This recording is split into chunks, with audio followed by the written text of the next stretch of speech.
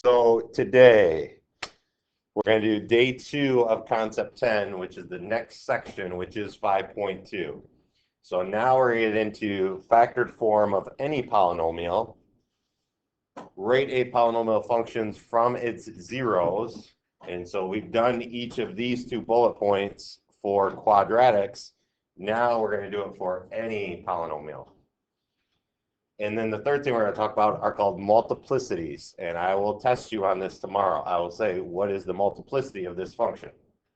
And so make sure you're paying attention when we get to this point about multiplicities, because you'll need to answer questions about multiplicities, okay? So this is a good one today. Let's close Chromebooks. I want to make sure everybody's paying attention on this one.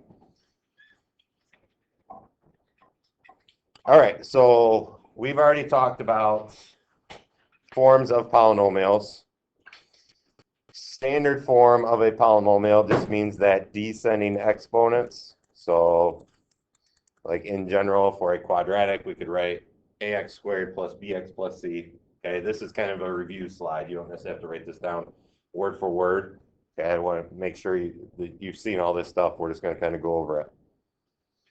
Okay, an example, if we want to write a quadratic, or we could write anything. So 5x cubed plus 7. That would be descending exponents. I don't have an x squared. I don't have an x. I mean, this 7 has x to the 0, but we would not write that because x to the 0 is just 1.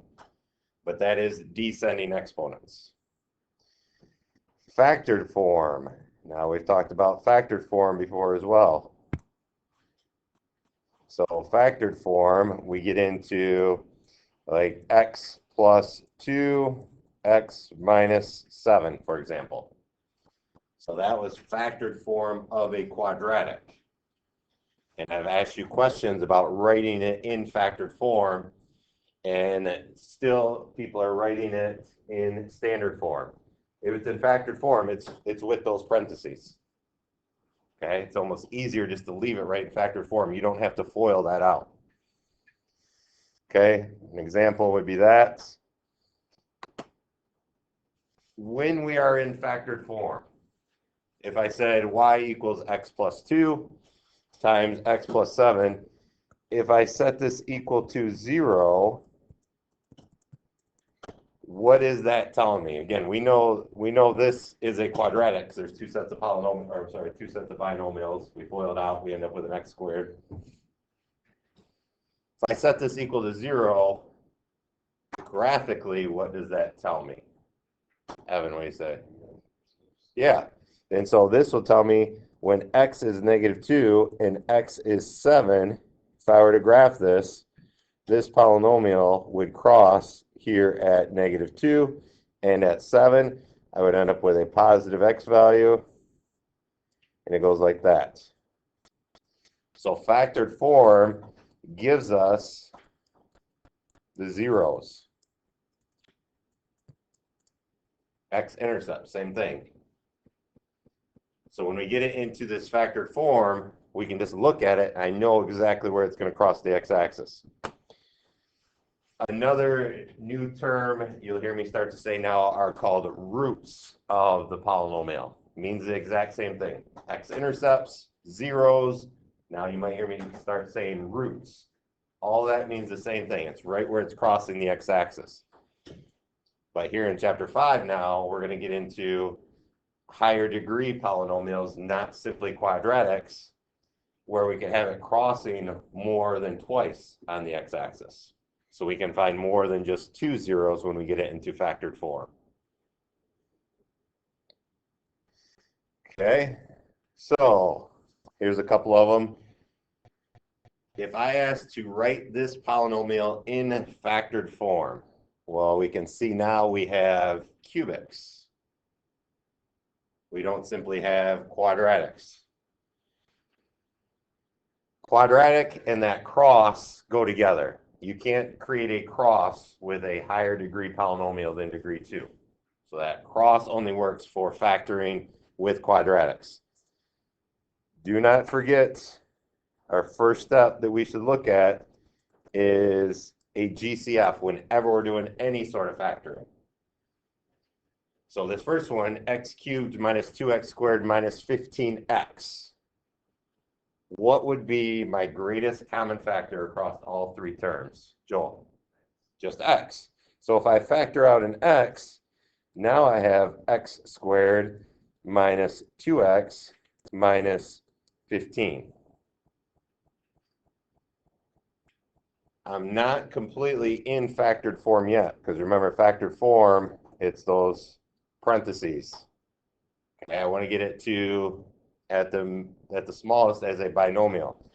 Well, now this is a quadratic in my parentheses, and I can factor that quadratic using my cross method.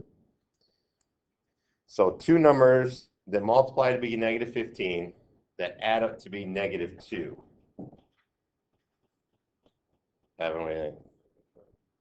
Okay, negative 5 and a positive 3. Because my coefficient on x squared was just 1, I can immediately jump to say x minus 5, x plus 3. This x still comes along. This is in factored form now. So x minus 5, x plus 3. Thing to notice, this was x cubed to start out with. Our final factored form, we have 3 x's. Those will always match up. Okay, so that x cubed tells us we have 3 x's going on. When we were factoring quadratics, if we're just looking at this piece here in the parentheses, x squared, when I factored this, I ended up with these 2 sets of parentheses. I had an x and an x.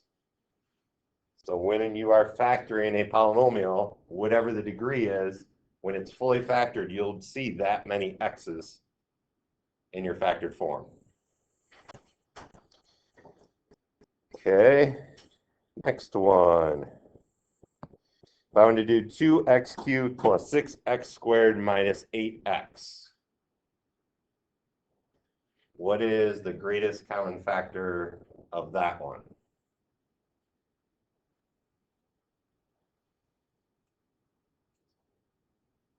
Sarah, what would look like, what do you think the greatest common factor of that one would be?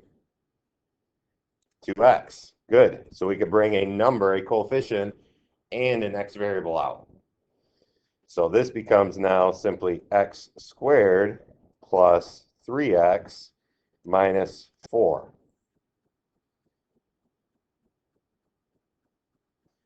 In our parentheses, we have a quadratic, so we can do our cross method. Two numbers that multiply to be negative 4, but will add up to be 3.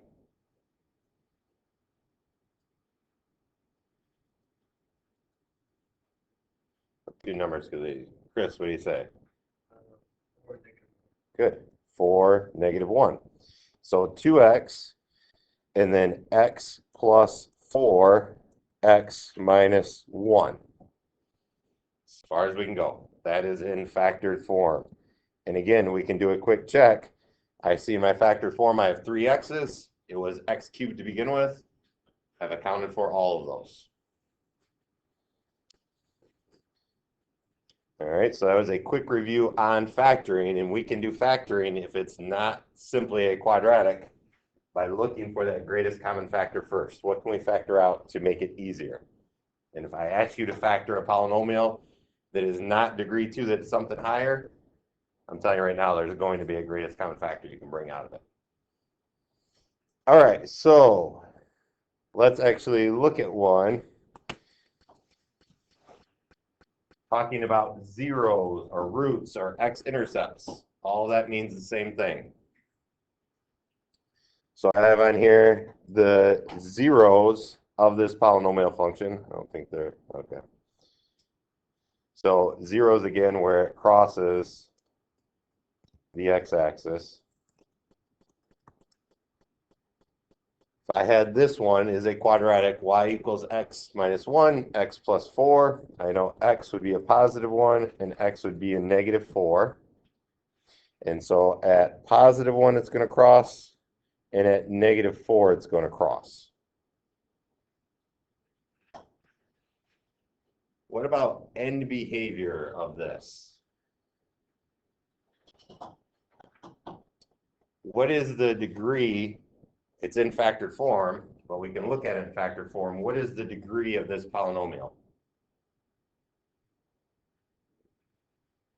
We can 2, because there's 2 x's going on, and if we were to start foiling it, the first thing we'd end up with is x times x, which is x squared, and I don't care what happens after that. So if it's x squared, what was the end behavior for positive x squared? Up and up. Okay, so this one I say just sketch the graph. And so I know my end behavior is going to go up and up. And there's no more intercept, so this had to have crossed right over and touched the other dot.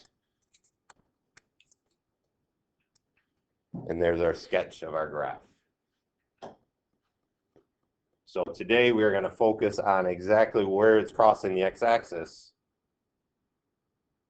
and use our end behavior to make a sketch of our graph.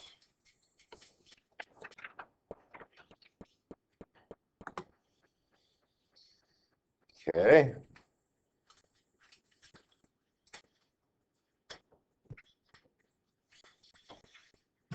This one is already factored for us. So y equals x times x plus 5 times 2x minus 7. What are the zeros of this function?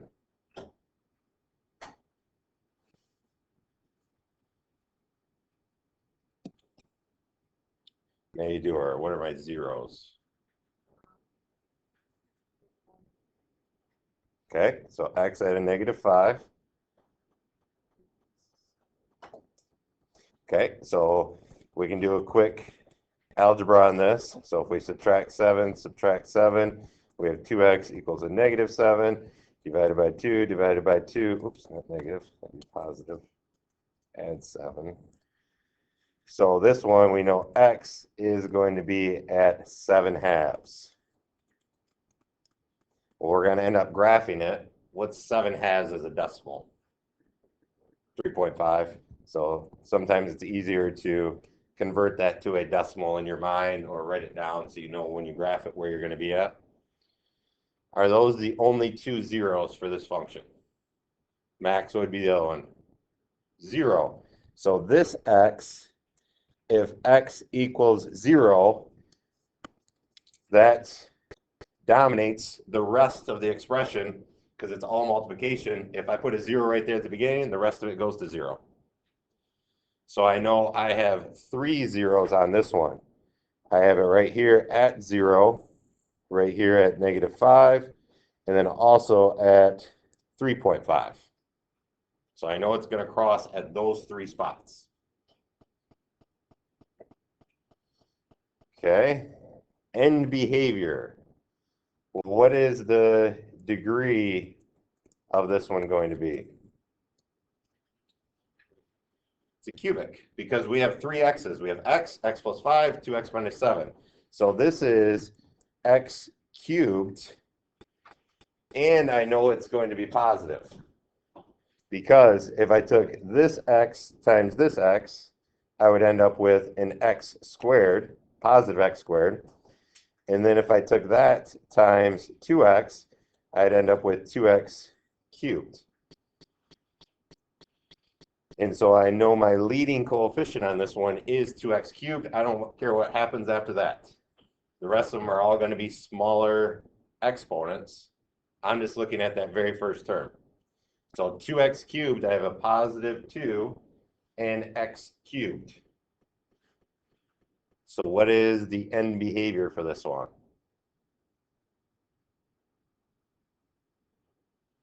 Be down, up. So I know this one is going to be down, and this one is going to be up. So if this one's going down, it went up, dipped back down, and then connected again. So this would be the sketch of our graph. I know where the zeros are at. I know end behavior.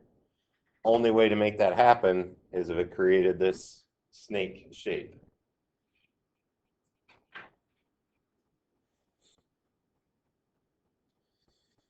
Now we're going to look on the next slide at specifically what's going on. How did I know here at 5 and at the origin and at 3.5 that it was actually crossing through?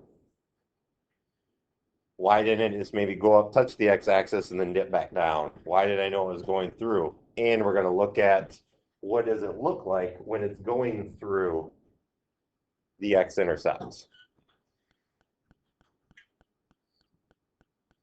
Okay, before we get to that, we got a slide here. Okay, so write the polynomial in standard form with the following zeros. So let's actually write a polynomial out. So if I tell you the zeros are 5, 0, and -2, I want a polynomial in standard form. Well, let's first write in factored form based on the zeros. Once we have it in factored form, then we can write it in standard form.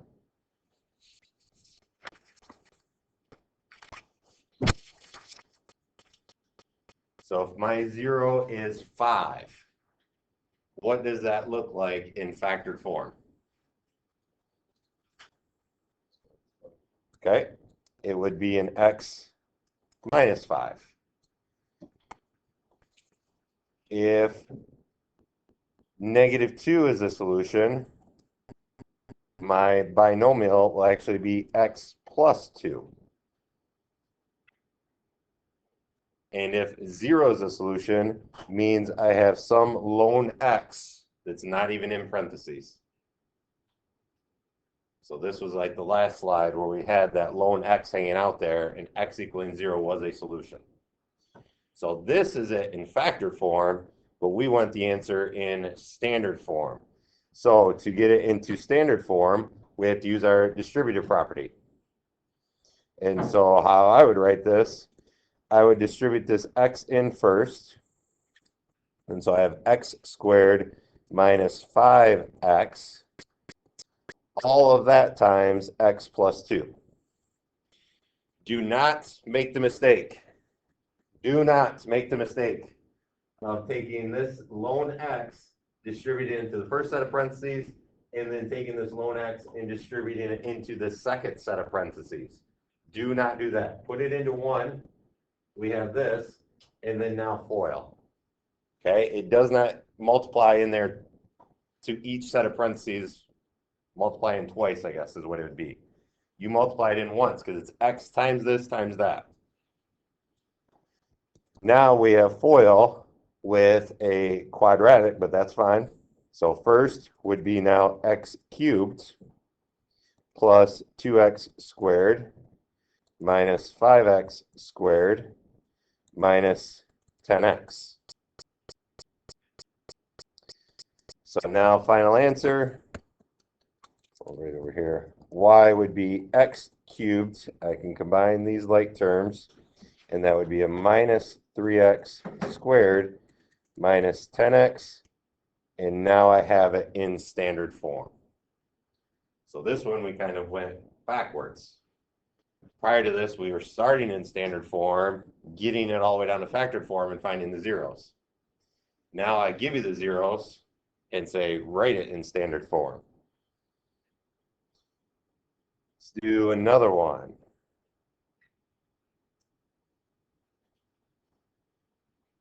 Come on here, x equals 3, comma 3, comma -4. So that's not a mistype writing 3 twice. We're going to get into why it's written twice in a minute. So if I were to write this in factored form, I would have x minus 3, and then another x minus 3, and then x plus 4. And it's important that it's written twice. So now I have 3 binomials that I want to multiply. Pick 2 of them, FOIL, and then multiply by the next one. So let's just take these first 2. So if I were to FOIL this, it would be x squared minus 3x plus 9. And I still have this x plus 4 out here that I didn't touch, but that's still part of the problem. Combining like terms, x squared minus 6x plus 9, all still multiplied by x plus 4. So I've only FOILed the first two binomials.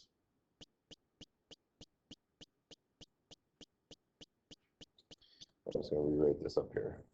X squared minus 6x plus 9, x plus 4.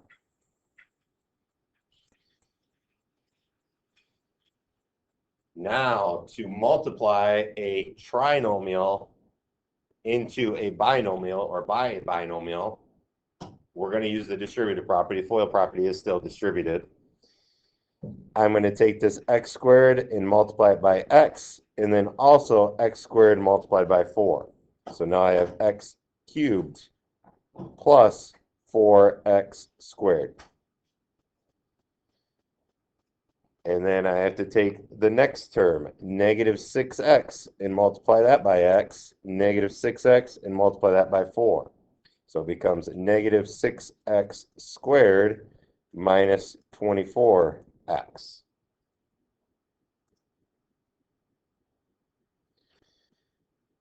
And then last step, I have to take the 9 times x and the 9 times 4.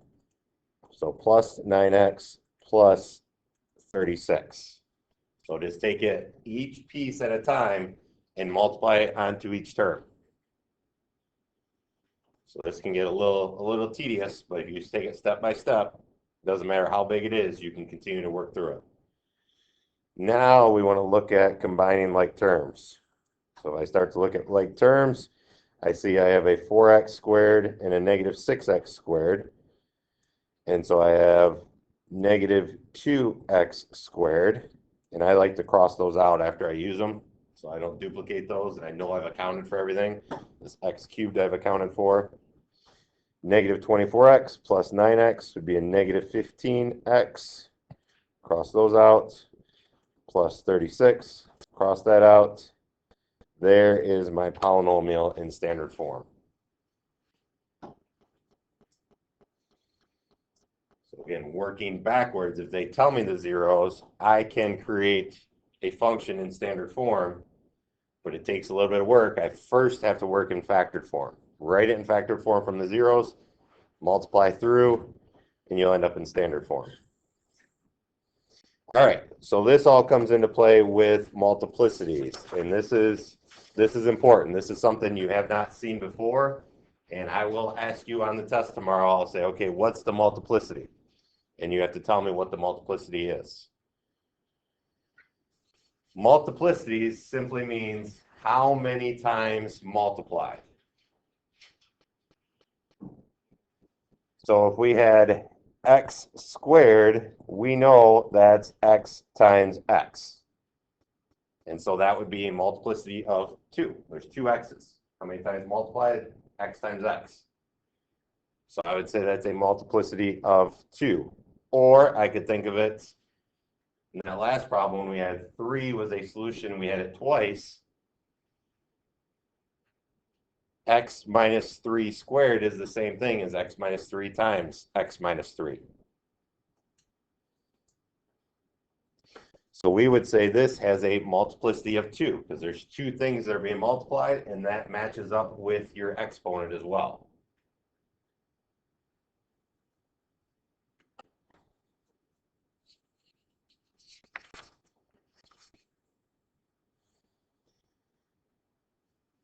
So multiplicities do affect the behavior at the x-axis on the graph.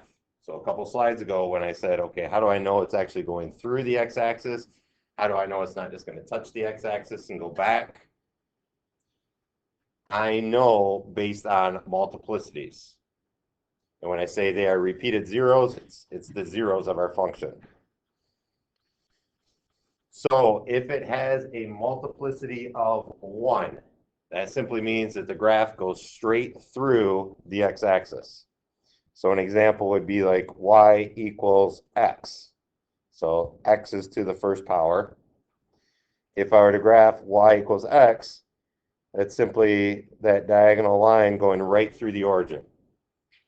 So right there at the 0, it's going straight through. It's passing all the way through it. It's linear. It's going all the way through it.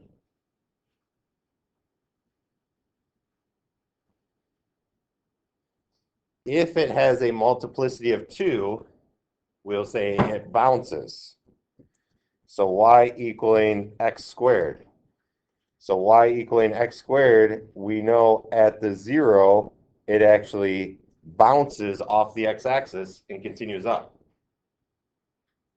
So if I have a multiplicity of 2 going on, that 0 will bounce.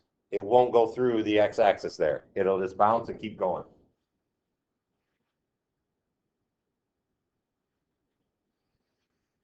And then the last one, if we have an x cubed, we say that will snake through. So x cubed was kind of this S shape. And I say it kind of snakes through, it curves through when it goes through the x-axis. So a multiplicity of 1, it goes straight through. A multiplicity of 2, it bounces. And then a multiplicity of 3, it will snake through. That is the behavior right there on the x-axis.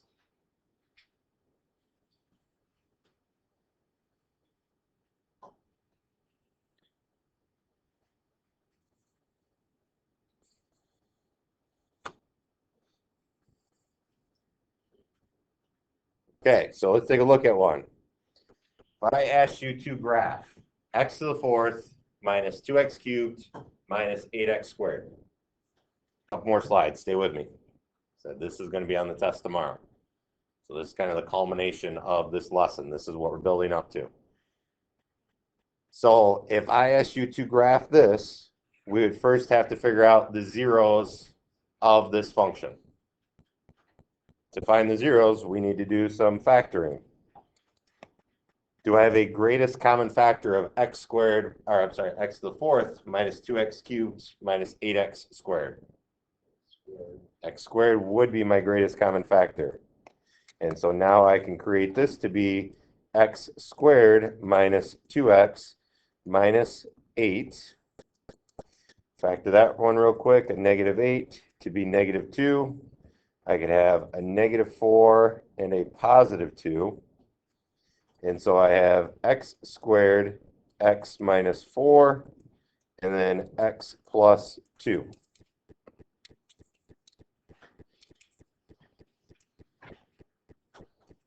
So therefore, the zeros of this one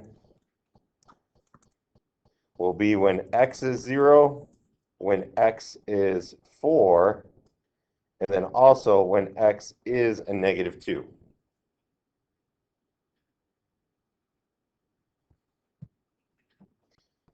So let's put these on here. So I have a 0 at 0, a 0 at negative 2, and a 0 at a positive 4. So I can graph all of my zeros.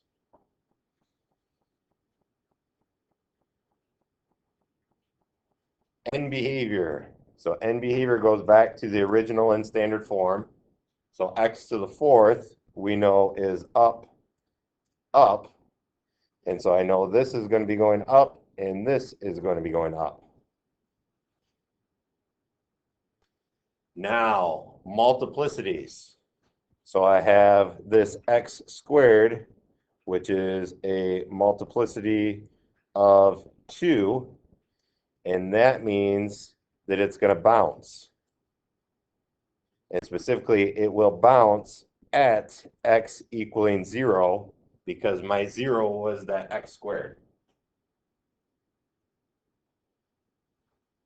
So I know right here at 0, it's going to be a bounce. It's not going to cross through the x-axis at 0. It's going to bounce.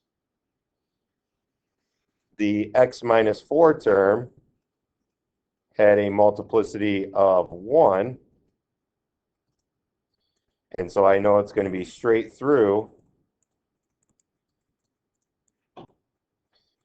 it's going to be straight through at x equaling 4.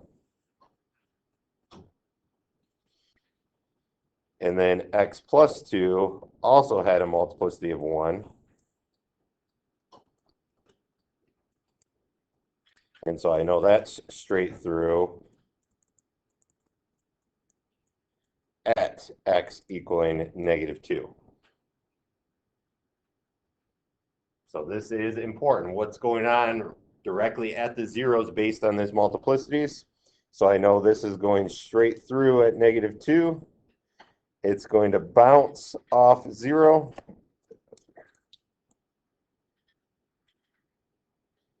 And then go straight through again. So I know my graph takes that W shape. It's not going to go above the x-axis until I'm beyond +4 and less than -2. All right, so this is where these multiplicities come into play. First off, we have to factor it, find those zeros, determine end behavior, and then determine behavior directly at the zeros.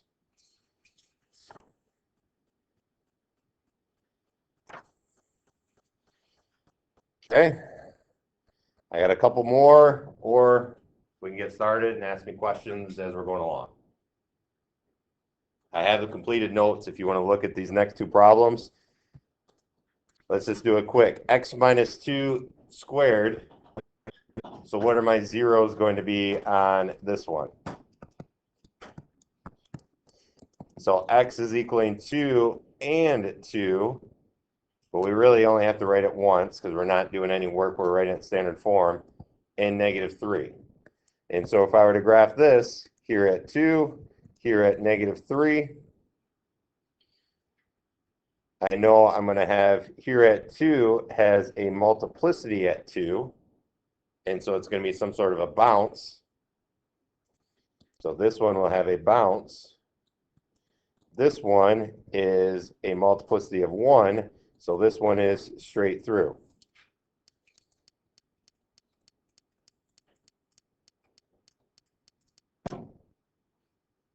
And behavior, x minus 2 squared tells me I'm going to have some sort of an x squared when I FOIL that out, but I'm going to multiply it by another x. So my end behavior is going to be some x cubed. So my end behavior is going to be down, up.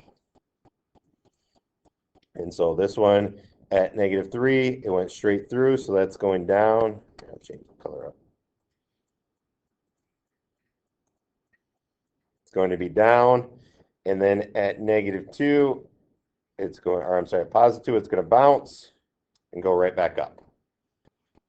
So I can look at it and quickly determine, based on multiplicities where my zeros are at, exactly what's going on.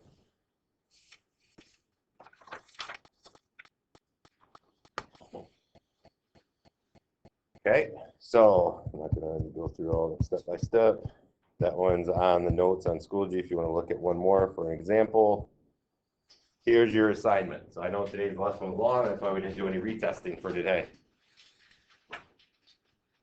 All right, 293, 9, 10, 12, 13 through 18 odds, 27 through 34 odds. That very end where we're doing those graphing, those problems were longer. I didn't give you all these problems aren't like that. But then also in the Algebra 2 tab in IXL, L9 to an 85.